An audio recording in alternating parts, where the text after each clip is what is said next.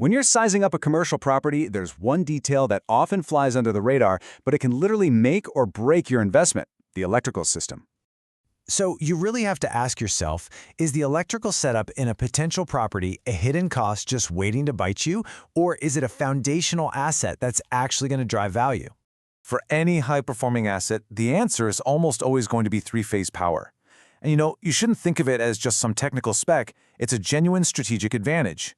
It's what gives you real, long-term cost control, cuts down on the cash you need for maintenance, and crucially, extends the life of your building's most expensive equipment. So, how does it actually work? Well, standard power can be pretty rough on your systems, causing a lot of extra stress and vibration. Three-phase power, on the other hand, delivers this really smooth, balanced flow. For your big-ticket items like elevators and HVAC, that means they operate way more efficiently.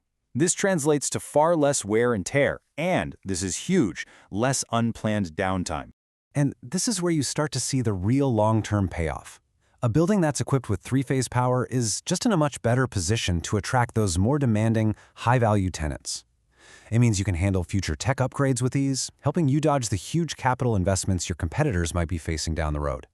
It really does future-proof your assets.